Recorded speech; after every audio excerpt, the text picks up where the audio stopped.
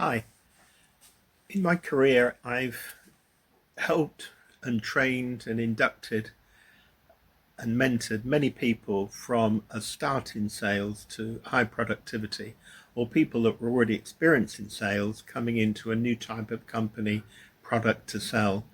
But far more importantly, help people who are working remote in their own business of some sort get off the ground, get the sales coming in, and get the snowball rolling down the hill and building momentum as it goes. So if you were like me, you were probably, it's a fair bit back for me, but if you were like me, you're probably a bit nervous to actually get started. And that's quite normal, and that's quite a good energy, as long as it's not too strong that it stops you making the leap from the world of employment into the world of self-employment and all the financial freedom and freedoms generally that actually gives you. So I wrote a paper once and I called it 0 to 1. And my idea and what I found was that actually getting from zero sales to the first sale is much harder than getting from the first sale to your first 10. And I think it's an important point to bear in mind, because you've got to keep going with that 10 times more effort right at the beginning to get off the ground. Now, the things going against you when you start, you'll have doubts, fears, uncertainties. Even people around you might be criticizing the choices you've made and what you're doing. Quite what you're selling, I'll go into in other videos.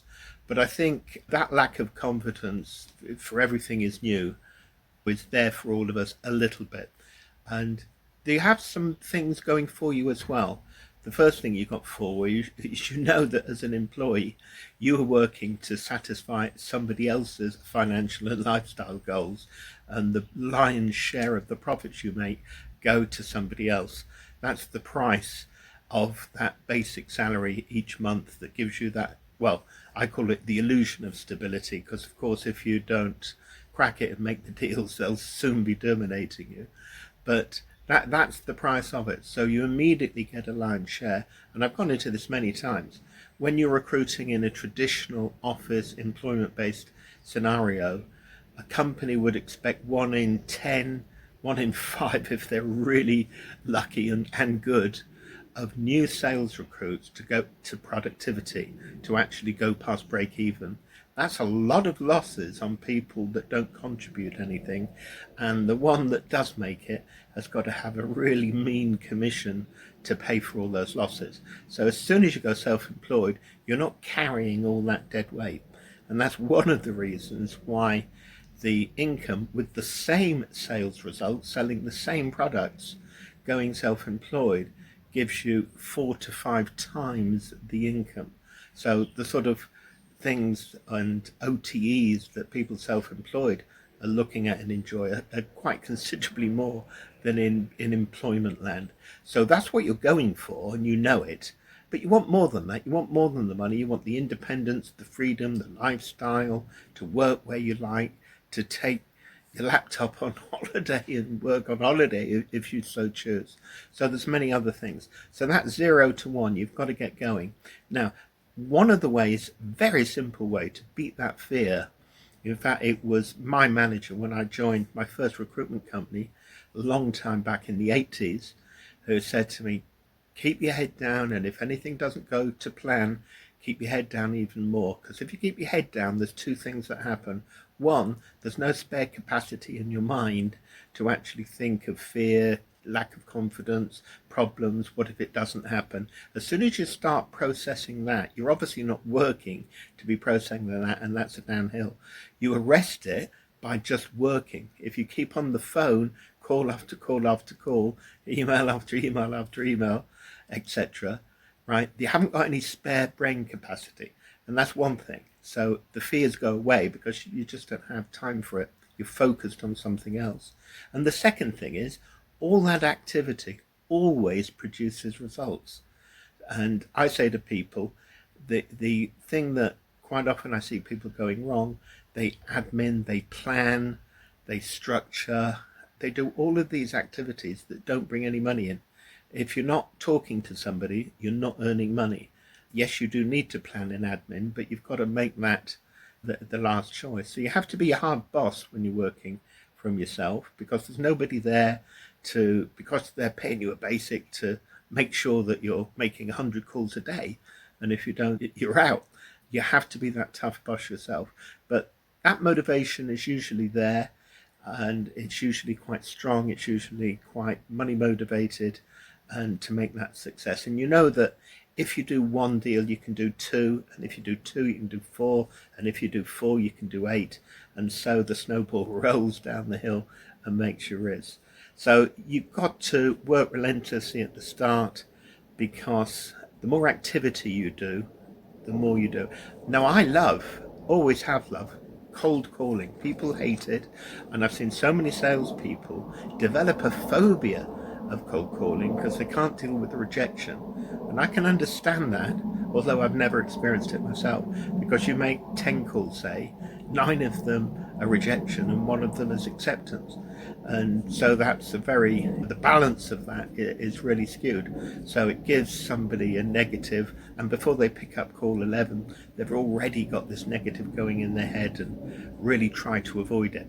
You've got to arrest that and think differently. There's various ways I've tried with people to get thinking differently, but it's really a numbers game. However good at sales you are, the majority of people are not going to give you deals that you phone call.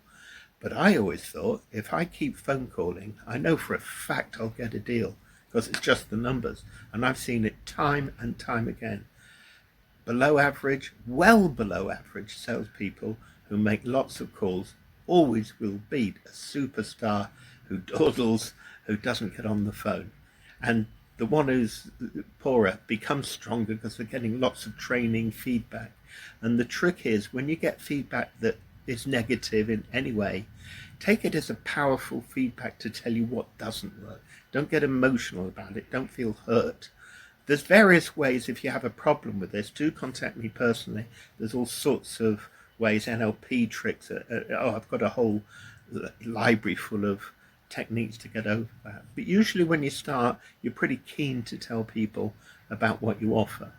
Particularly in these days, there isn't really cold calling, because AI is enriching you to actually cut 1,000 leads, which I would call in the old days, to 100 well-filtered ones, which are ideal for whatever your offer happens to be. So it's pretty warm calling now. You've got a lot of information on the people before you actually call them. So just work really hard from day one, and whatever happens, do not stop.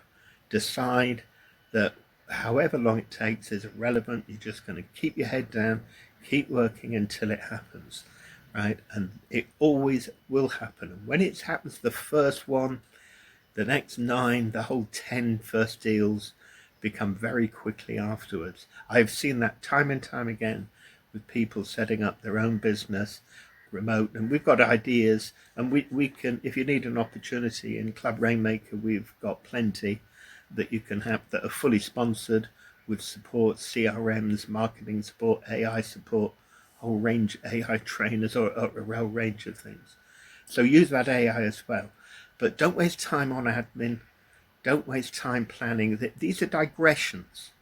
If you were in an office under a boss, the boss wouldn't let you waste a lot of time on all those other softer activities. Yeah, you've got to, if you're not talking to somebody, you're not productive. So keep those phone calls going. Action beats fear. Momentum builds confidence. And 0 to 1 is the hardest part. Know that, and know that it can take a while. Whatever it takes is irrelevant. And the more calls you make a day, the quicker it will be over. If you do 25 calls a day, it will happen in a certain time. If you do 50, it will happen in half the time. If you do 100, it will happen in a quarter of the time. Yeah?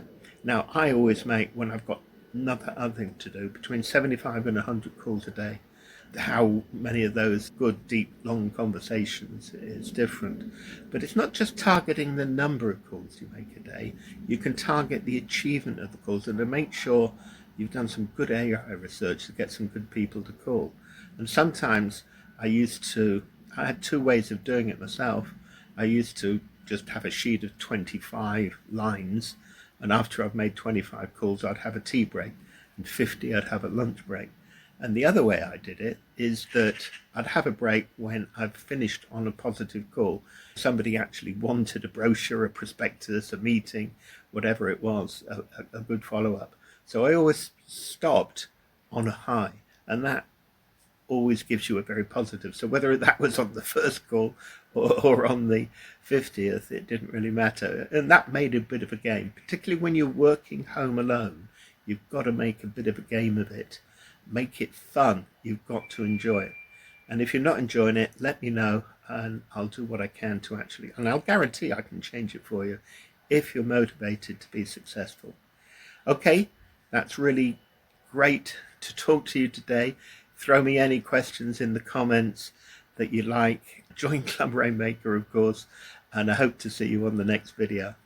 Thank you for listening.